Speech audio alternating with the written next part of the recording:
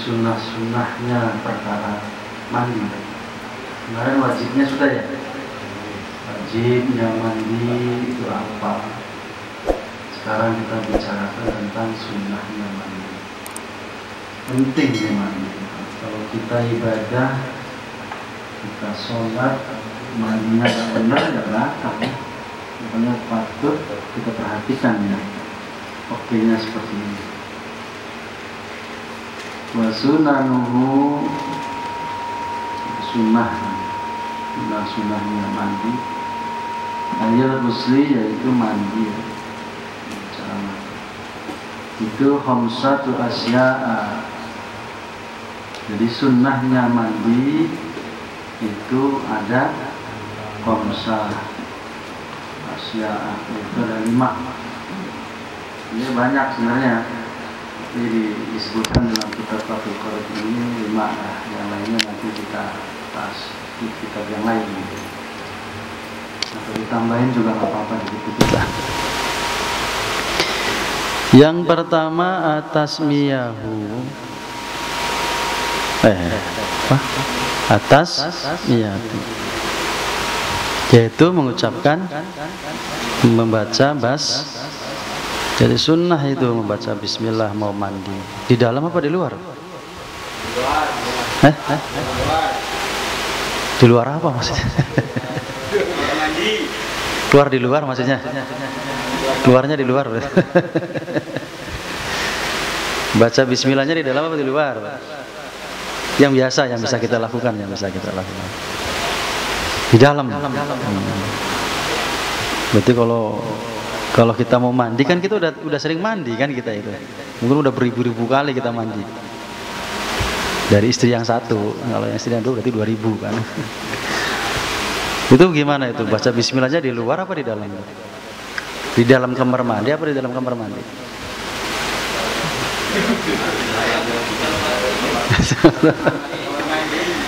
Di luar kamar mandi. Kalau nggak sempet udah masuk duluan gimana? Udah keburu masuk kan, biasanya begitu, kita lari-lari kan, banyak kan begitu. Ingatnya baru di dalam. Baca nggak bismillahnya? Nah, dalam hati, karena sunnah ya, sunnah ya. Syukur dibaca sebelum masuk. Kenapa di luar? Karena di dalam kan takut ada kotoran dan segala macam ya. Jadi sebelumnya kita baca bismillah. Bismillah, kenapa bismillah? Ya bismillah itu kan luar biasa, kalimat yang sangat agung, yang sangat luar biasa. Bismillah dengan menyebut, karena segala sesuatu itu ya harus diawali dengan bismillah. Mau makan bismillah, mau minum, mau tidur sama istri beneran. Main gabruk-gabruk biasanya lupa kan begitu, main terjang mulu kan, bismillahnya lupa, doanya nggak ini. Baca bismillah dulu ya, biar kita diridhai oleh Allah. Jadi atasmiyat. Yang pertama itu baca bismillah sunnah ya, jangan lupa ini. Wal wudu, dan yang kedua itu kita wudu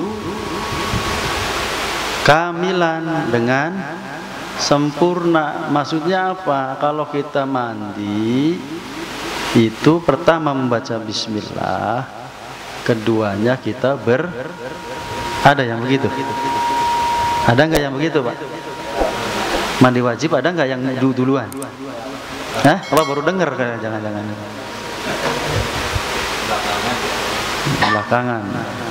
belakangan. Jadi pertama kita membaca bismillah, kedua itu kita berwudu kamilan dengan sempurna. Yang dimaksud dengan sempurna apa? Ya sempurna wudu. Ya wudu kita sempurna, cuci tangan, terus apa? Kumur-kumur, cuci muka dan seterusnya. Hati-hati kalau kita bangun tidur pokoknya ya, bangun tidur malam atau siang pun, terutama malam lah ya, jangan langsung tangannya menyentuh air, karena nggak tahu tangan kita habis kemana itu pak malam. pernah nginep di mana, mungkin nginep di sini, kita nggak tahu nih kalau malam, namanya juga malam. Nah itu makanya jangan langsung masukkan tangannya, dicuci dulu. Kalau di sini makanya kan Bismillah, wudhu itu salah satunya adalah mencuci tangan, kan? Membersihkan tangan. Kalau nggak menjalankan sunnah yang seperti ini, jangan langsung masukkan tangan ke air. Udah tahu airnya cuma 1 ember. Walaupun mandi biasa Pak itu ya kan kotor nanti, najis. Karena tangan kita barangkali mampir ke peluru kan, nggak mampir kemana kan kita nggak tahu.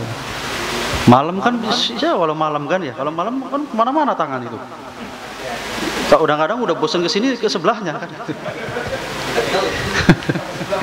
Nah itu jangan sampai langsung masuk ke air. Bersihkan terlebih dahulu. Itu kalau yang nggak wudhu. Qablahu, nah itu. Jadi sebelum kita mandi, jadi baca Bismillah, berwudhu dengan sempurna, qablahu, sebelum kita mandi.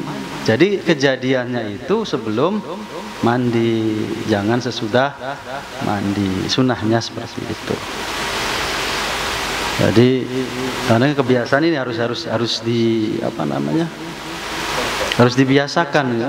Mungkin dari dulu nggak pernah. Wayanwi bihil muktasilu sunnatal husli ing tajarradat. Ya. Jadi setelah kita Bismillah berwudu dengan sempurna, itu terjadi sebelum kita berwudu, niatnya pun bihil muktasilu sunnatal husli ing tajarradat janabatuhu anil hadasil asghar. Jadi begini, kalau misalkan kita sudah punya wudu terus kita mandi seperti itu ya, berarti niatnya kan sunnah. Kalau misalkan anil hadasil asghar, hadas yang kecil ya, kalau hadas besar kan, kalau hadas besar berarti wajib apa? Berarti yang wudhu itu berarti hadas kecil. Berarti niat daripada wudhunya adalah niatnya hadas atau niatnya sunnah. Niat wudhu seperti apa? Nawaitul wudhu'a irofil. Nah kalau untuk sunnah berarti sunnah lillahi ta'ala, karena masuknya nanti hadas kecil. Ini juga masuk misalkan kita ibadahnya ibadah sunnah. Misalkan kayak mandi mau Jumatan kan itu. Nah, banyak kan mandi nanti ada mandi sunnah. Karena kalau yang hadas besar berarti masuknya adalah untuk langsung kita mandi. Kalau hadas kecil kentut kan berarti wudu, cukup dengan wudu, maksudnya cukup dengan wudu. Nah, kalau kentut berarti yang dicuci mana Pak? Mukanya, maksud itunya. Tuh, hati-hati nanti itu. Wa ila nawabihil asghar. Jadi kalau misalkan kita hadas kecil ya, kita niatkan untuk hadas kecil atau dengan sunnah. Jadi niat wudunya juga seperti itu. Jadi tidak untuk fardu. Wa imro. Nah ini juga masalah yang berapa ini? Yang selanjutnya ya? Yang keberapa itu? 3. Wa imro jadil alama wa shollat ilaihi minal jasad. Yang ketiganya adalah meratakan. Ya. Jadi meratakan dengan yadi, dengan tangan, alama kepada semua yang tersentuh, terjangkau oleh apa ya, di tangan itu tadi. Washollat ilaihi, jadi semuanya itu yang tersentuh oleh tangan ya harus diratakan, harus kena. Dari seluruh tubuh lah maksudnya, minal jasadi ya seluruh badan. Jadi jangan sampai tidak terkena. Itu sunnah. Digosok-gosok ya bagiannya rambut ya harus digosok-gosok juga. Jadi jangan sampai nanti tersisa. Apalagi nanti diperkuat, nanti kan sudah ada masuk ke wajib nanti harus meratakan air. Jadi dengan menggosok-gosok, yu'abbaru an hadal imra bidal. Jadi yang dimaksud dengan imronya itu adalah meratakan, menggosok-gosok, mengisik apa sih namanya itu ya? Ya pokoknya meratakan lah dengan cara digosok seperti itu. Itu untuk apa namanya, seluruh badan. Jangan sampai nanti ada yang tersisa, yang di belakang tersisa, atau juga posisinya kita duduk lupa. Makanya kalau mandi bagusnya duduk apa berdiri, Pak?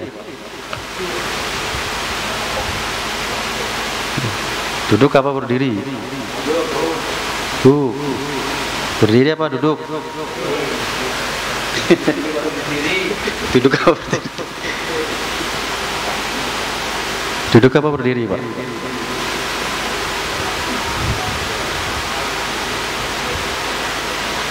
Untuk mandi bagusnya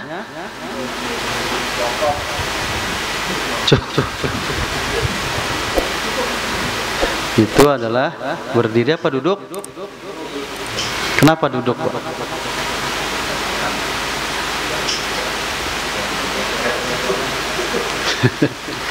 Berdiri, Pak, ya, karena biar kena semua. Kalau duduk takutnya ada yang tersisa.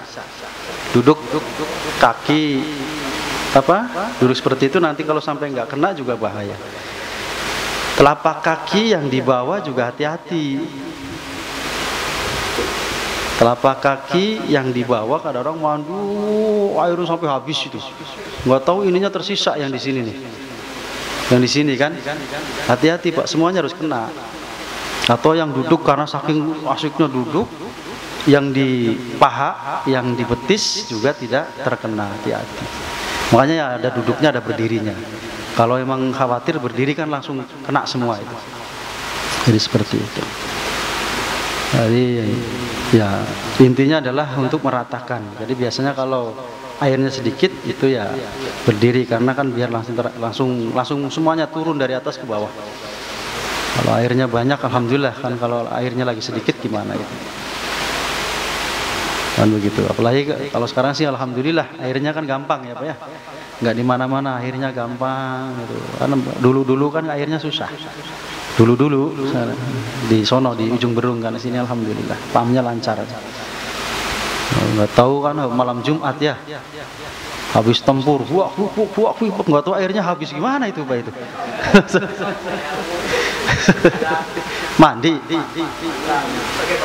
Mandi pakai pasir, wah nggak ada air sih. Kita pakai tayamum mandi nanti. Tayamum mandi gimana itu? Guling-guling gitu. Jadi kalau nggak ada air ya masih ada tayamum, karena tayamum itu adalah menjadi alternatif, ya. Alternatif di antara hukum. Jadi antara hukum wudu dan hukum mandi gitu. Tengah-tengahnya ada yang disebut dengan tayamum. Itu tayamum untuk menjadi alternatif. Alternatif nggak ada air, ya. Ya, itu harus tahu itu hukum seperti itu. Jangan sampai kita udah sebegini masalah mandi saja belum. Nanti terakhir kita akan coba bahas tentang hadis yang diriwayatkan oleh Siti Aisyah dan Siti Maimunah, istrinya Rasulullah. Jadi Rasulullah ketika dengan Siti siapa? Istri Nabi siapa namanya? Aisyah ya, Pak? Aisyah gitu ya. Aisyah, lagunya gimana? Aisyah. Nah, pernah dengan Siti Aisyah mandinya Rasulullah seperti apa, dengan istrinya yang lain juga seperti apa. Ada itu yang menjadi riwayah. Nanti kita gabungkan sunnah-sunnah yang kita kaji, nanti berarti prakteknya seperti apa. Terus wal apa itu? Wal muwalatu. Ya ini apa namanya? Berurut atau bersambung. Sunnah itu. Wasabaqa ma'naha fi wudu. Jadi seperti contohnya adalah seperti berwudu. Mandi itu harus urut, harus sambung. Dulu sampoan kan, sampoan. Habis itu ada suara bakso, tang keluar dulu gitu. Makan bakso dulu. Padahal rambutnya udah dibasahin. habis bahasa ini. Habis itu nonton TV lagi gitu kan, berita kan lagi serem, corona kan, lihat berita corona. Nggak boleh Pak seperti itu. Diselesaikan dulu mandinya. Jadi tidak boleh ada jarak-jarak yang terlalu jauh. Jadi ada tamu datang, nemuin tamu dulu, mandi selesaikan dulu lah itu ya. Jadi wal mu'alatu itu bersambung. Jadi nggak boleh mandinya kepalanya dulu, ntar jam 2 kakinya kan begitu, nggak boleh, diurut dari atas ke bawah. Wa taqdimul yumna, dan juga ya ini biasalah ya, mendahulukan yang kanan, dari kanan dulu, nisaqahil ala yusra, daripada yang kiri. Nanti kita praktikin. Wa baqiya min sunanil ghusli umurun. Sebenarnya masih banyak Pak sunnah-sunnah, diantaranya adalah yaitu taslisu, yaitu seperti mengulang 3 kali. Itu mengulang 3 kali juga itu termasuk sunnah. Atau juga menyela-nyela rambut dengan benar, itu kan menyela-nyela rambut juga sangat sunnah. Jangan sembarangan. Itu sangat penting sekali. Jadi berarti prakteknya seperti apa? Praktek yang sesungguhnya seperti apa? Mandi junub lah ya, mandi besar lah itu istilahnya, seperti itu. Jadi yang pertama yang harus kita lakukan adalah, yang pertama kita itu sebelum masuk itu membaca Bismillahirrahmanirrahim. Masuk, kalau bisa doa mau masuk kamar mandi kan gitu ya. Set, ambil posisi menghadap dan habis itu kita berwudu.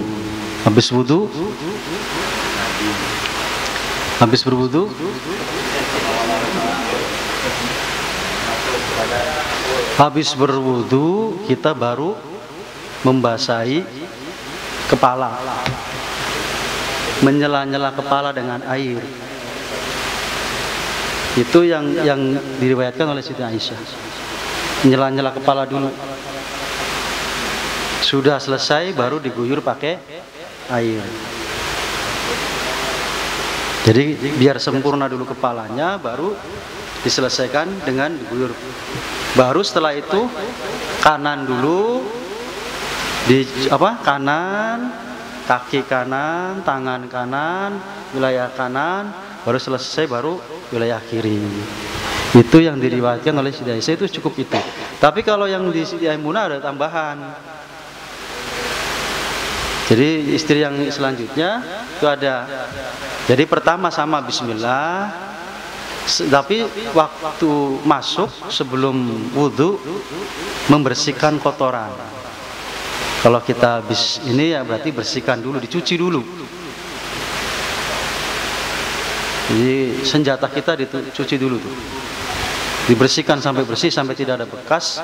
Kalau itu kita juga melihat yang lain, ada nggak kira-kira yang tercecer atau mungkin bekas cat atau apa segala macam, dibersihkan. Nah setelah itu kotoran-kotoran itu dibersihkan, nanti dipakai sabun. Kalau zaman dulu Rasulullah hanya tepukan ke tembok. Jadi kan dulu nggak ada sabun, baru nanti dibersihkan lagi. Kalau sekarang pakai sabun, baru wudu. Tapi wudunya tidak sampai kaki, kakinya ditinggal. Jadi setelah berwudu selesai, tapi tidak sampai kakinya. Ini yang satu lagi ya, yang satu kan tadi sudah sempurna wudunya, terus langsung kepala disiram kanan dan kiri, selesai. Kalau ini sebelum berwudu dibersihkan dulu. Jadi bismillah, masuk ya, masuk kamar, mandi maksudnya, cuci tangan, ya kan, cuci tangan tuh kan kotor tangannya. Habis itu bersihkan kemaluan kita, bersihkan sampai bersih, sampai dinyatakan tidak ini, baru kita berwudu. Wudunya tidak sampai kaki. Habis itu sama, ini di sela-sela dulu ambil air. Nah, awas niatnya jangan lupa. Ya, niatnya jangan lupa, itu penting. Kalau nanti nggak niat sama aja dengan mandi biasa kan. Niatnya jangan lupa. Pertama jus. Nah. Baru setelah itu, setelah kepala di sini baru diguyur kepalanya. Kepalanya aja gitu. Kepalanya itu selesaikan kepala. Baru setelah itu masuklah yang lain, kaki, tangan dulu selesaikan. Baru tangan kiri, kaki kiri, bagian separuh yang kanan, separuh yang kiri kan ada. Punggung, dada, itu semuanya selesai. Baru diratakan semua. Baru setelah itu, setelah selesai semua, mau keluar, maksudnya selesaikan wudunya yang kaki. Walaupun tidak wudu juga sebenarnya sudah sempurna lah kalau sudah mandinya benar, itu sama dengan wudu. Makanya kalau mandi besar itu sama dengan wudu. Kalau mandinya sempurna. Dan hati-hati kalau bisa ini memang masalah ini kita kadang-kadang. Kadang-kadang prakteknya agak rumit gitu. Kita kadang-kadang tangan kita kan nggak bisa ini, jadi sudah bersih, sudah wudu tapi tetap megang. Nah, kalau megang kan batal nggak itu? Batal. Padahal sebenarnya kan makanya kan dibersihkannya sebelumnya. Bersihkan sebelumnya, dibersihkan, baru berwudu. Jadi nggak usah nanti dipegang lagi, sudah bersih. Itu yang Rasulullah lakukan untuk ini. Sempurnanya banyak. Tidak boleh ngomong sembarangan, sambil nyanyi. Iwak peye kan gitu. Kita kan begitu kan. Nggak boleh. Jadi sunnahnya kita diam.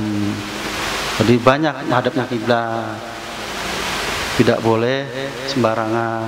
Air juga jangan terlalu banyak. Banyak sunnah-sunnah yang lain. Tapi itu sunnah-sunnah tambahan saja. Tapi intinya yang diajarkan ulama adalah sunnah yang sangat kuat itu seperti itu. Banyak sekali sunnah-sunnahnya. Nah, terus setelah keluar ya biasa baca habis wudu, itu sunnahnya. Jadi setelah selesai baca doa keluar kamar mandi juga dilanjutkan dengan itu semua. Itu mandi yang benar. Nanti kita coba di rumah, jangan sampai enggak itu. Nah, itu yang sempurna. Dan ada satu riwayat mengatakan bahwa di kitab, saya lupa itu lah, bahwa kalau kita ikutin aturan Rasulullah seperti ini, Allah a'lam bishawab, saya juga kan belum ini ya. Itu ada yang memastikan bahwa kita nanti nggak kena stroke. Kalau mandinya sempurna seperti Rasulullah seperti itu. Diguyur kanan, jadi siram seperti itu obat stroke, bahkan nggak kena stroke. Kalau mandi juga kan pelan-pelan, jadi kan nggak kaget. Kadang-kadang ada orang yang jatuh di kamar mandi, karena kan mandi langsung kepalaan gitu, kaget kan, darahnya langsung naik. Kalau ini kan nggak, wudhu dulu pelan-pelan. Jadi itu juga sarafnya tuh bekerja dengan baik. Kaki. Jadi kalau kita memakai cara seperti ini, bahkan di mandi biasa pun, insya Allah ini menjadi salah satu syariat wasilah kita untuk terhindar dari penyakit stroke. Nah, itu selain daripada manfaat kita mendapatkan ya kebenaran dalam kita mandinya, tapi juga ada faedah-faedah yang lain. Tapi di dalamnya ada wudu. Itu ya. Jadi caranya seperti itu. Mandinya jadi pertama bismillah, terus masuk baca doa sebelum masuk kamar mandi, bersihkan dulu bekas-bekasnya, kotoran-kotorannya semua yang terlihat, terutama di bagian itu bersihkan. Misalnya sudah bersih, cuci tangan dan bersihkan, baru kita berwudu boleh disempurnakan, atau menurut wilayah kaki nggak usah. Baru kepala di di sela-sela. Baru setelah itu disiram kepala kita. Baru yang lain, tangan, dada, punggung, kaki, naik lagi tangan, dada, kaki seperti itu. Terus sempurnakan. Lalu disempurnakan kakinya dan seperti itu. Itu mandi yang benar. Nah, itu penting itu. Nanti ajarkan kepada. Kalau rambutnya istri yang panjang, ya itu riwayahnya memang banyak lah. Syukur-syukur bisa di sela-sela, kalau nggak bisa yang penting basah. Yang penting yakini itu basah, nggak apa-apa, cukup gitu. Sama dengan orang yang jenggotnya panjang kan seperti itu kan. Justru yang nggak jenggotnya yang nggak panjang ini yang repot. harus rata. Kalau yang panjang ya tentunya cukup hanya dengan rata. Digini kan cukup. Atau digini juga cukup. Itu seperti itu. Itu ya. Mungkin itu yang bisa. Nanti kita lanjutkan lagi di pasal selanjutnya, yaitu tentang masalah sunnah daripada mandi. Itu ya. Jadi yang penting itu dulu. Itu saja. Terima kasih. Wassalamualaikum warahmatullahi wabarakatuh.